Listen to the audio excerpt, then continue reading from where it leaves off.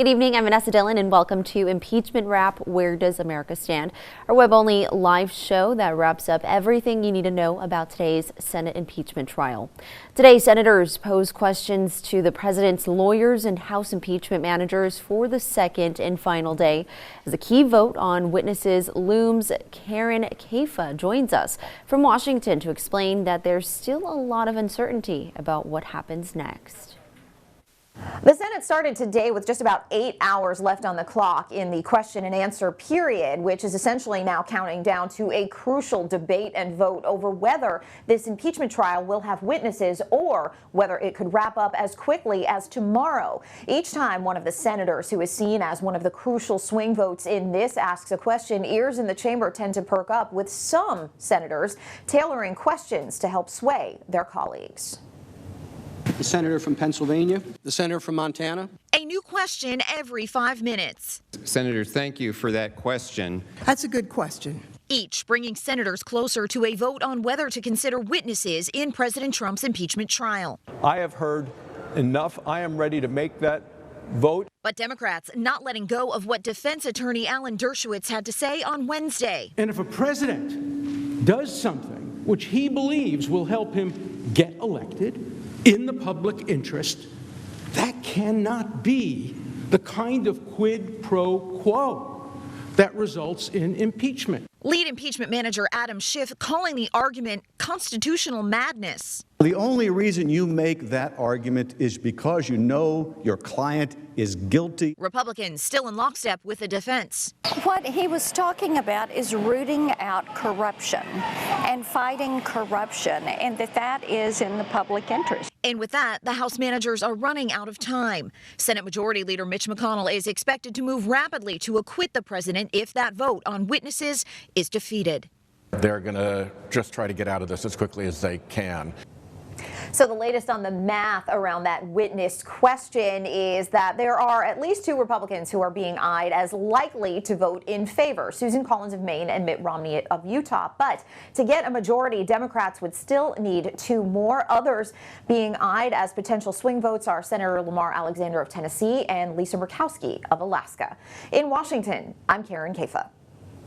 So the question remains, will this all wrap up tomorrow, or is witness testimony on the way? Some senators say it's important for a fair, complete trial, while others foresee a swift verdict without it. Yeah, I'm increasingly optimistic that Republicans will move to a final verdict before Tuesday. The president will be acquitted in a bipartisan manner. We're not blocking anybody's witnesses. We're just not going to legitimize the House choosing not to call a witness, dump it in our lap, and put us in a spot where if you called a witness, you'd be dealing the courts out of judicial review of impeachment.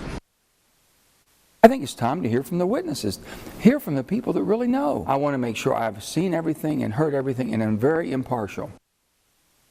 Meantime, at weekly briefings, House Speaker Nancy Pelosi and House Minority Leader Kevin McCarthy shared their perspectives of the trial, and not at all surprising, they had very different takes. We did our job. We had a strong case for impeachment of the President of the United States.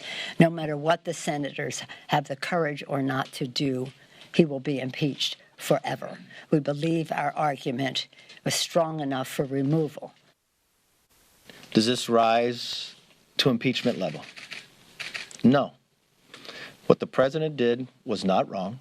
It's not impeachable. And the bipartisan vote inside the House actually proved that, going against every requirement that the Speaker set forth. And I look forward to, on Friday, this being over, and hopefully we can get back to America's business. Thank you. And the president himself sharing McCarthy's sentiment today, calling the entire impeachment process a disgrace. Remember, the tax cut was the biggest tax cut in the history of our country. And what do? They impeach you. Explain that one. But we have great Republicans out there, and they don't like it any better than you do. Very partisan situation, a disgrace. It's frankly a disgrace to our country. As this politically historic trial stretches on, it collides with 4 Democratic presidential campaigns in the crucial final stretch ahead of the Iowa caucuses on Monday. So how are those 4 senators juggling their campaigns with their responsibilities as jurors? CNN's MJ Lee reports. The 2020 campaign for the White House colliding with a historic impeachment trial. In the final sprint to the Iowa caucuses, the senators running for president in limbo in Washington, required by the Constitution to serve as jurors in President Trump's impeachment hearings. I have to be here and I will be here. I'm doing my job. Senators Bernie Sanders, Elizabeth Warren, Amy Klobuchar, and Michael Bennet juggling their day jobs and their 2020 campaigns. Klobuchar even flying to Iowa and back Tuesday night after the Senate trial adjourned earlier than expected, squeezing in more FaceTime with voters. We had a little break in that trial, and I'm sitting there on the Senate floor as I'm watching, and they go, well, we're done. I'm like, I'm going to Council Bluffs.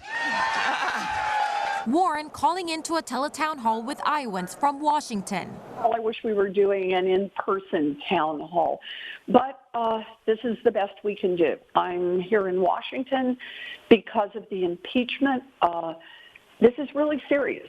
The clash of impeachment and the 2020 election creating political uncertainty.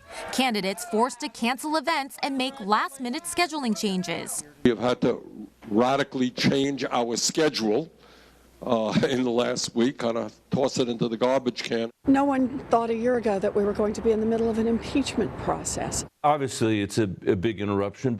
They've also scrambled to come up with Plan B, deploying their top political surrogates to campaign on their behalf.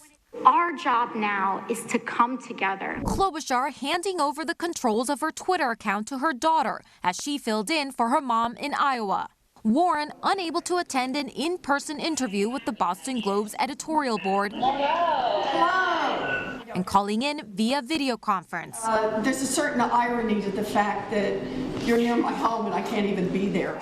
And Sanders joining his supporters at a campaign rally by phone. So let us go forward, do everything we possibly can to win the Iowa caucus. Let us defeat Donald Trump. Voters in Iowa saying the senator's absence from their state comes at a crucial moment in the 2020 race. Here in Iowa, we like to meet them face to face. I know that they have a job to do, and I'm glad that that's the most important thing. That's why you got boots on the ground. As Trump's impeachment trial dominates Capitol Hill, other Democratic candidates like Joe Biden and Pete Buttigieg making the most of their opportunity on the ground. Thanks for being part of this, and I'll see you on the trail. Well, thank you for joining us for this evening for our 15th episode of Impeachment Wrap, Where Does America Stand?